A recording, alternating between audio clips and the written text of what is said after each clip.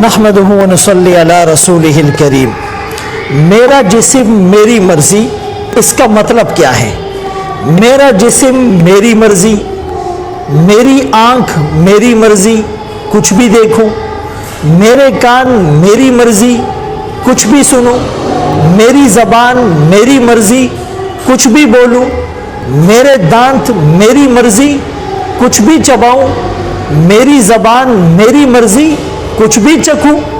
میرے ہاتھ میری مرضی چوری کروں، رشوت لوں، سود کا لین دین کروں، کسی کو پتھر ماروں، کسی کو تھپڑ ماروں، کسی کے ساتھ زیادتی کروں،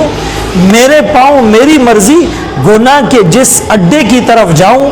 میرا پیٹ میری مرضی اس میں جو حرام کے لقمے ڈالوں،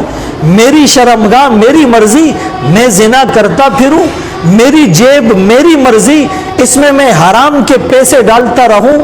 میری گاڑی میری مرضی میں 200 کی سپیڈ سے چلاؤں، میں سگنل کو توڑ کے چلاؤں، میری اولاد میری مرضی میں ان کو شریعت کے خلاف حکم دیتا رہوں، میری بیوی میری مرضی میں اس کو بے پردگی پر آمادہ کروں، میرا مال میری مرضی میں اس کو حرام کاموں پر لوٹاتا اور خرچ کرتا رہوں، یہ تو پورے معاشرے کا نظام درم برم ہو جائے گا، شریعت کی دھجیاں بکھیر دی جائے گی۔ یہ جملے مسلمان کی زبان پر کیسے آ سکتے ہیں؟ میری ماں، میری بہنوں، میری بیٹیوں،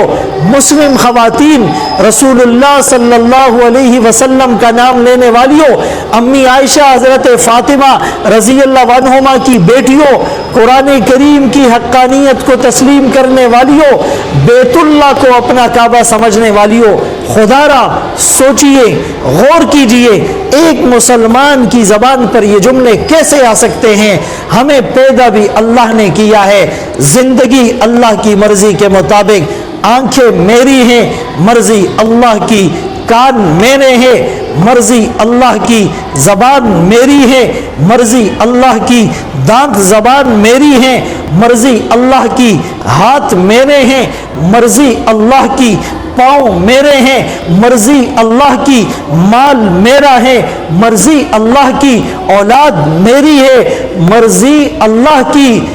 یہ دکان میری ہے، مرضی اللہ کی، گھر میرا ہے، مرضی اللہ کی۔ ایک مسلمان اللہ کی مرضی کا تابع ہے، رسول اللہ صلی اللہ علیہ وسلم کی سنتوں پر یہ فخر کرتا ہے، رسول اللہ صلی اللہ علیہ وسلم کی غلامی کو یہ اپنے لیے سرمایہ افتخار سمجھتا ہے۔ اللہ تعالی ہمیں سمجھ نصیب کرے۔ وآخر دعوانا ان الحمدللہ رب العالمین۔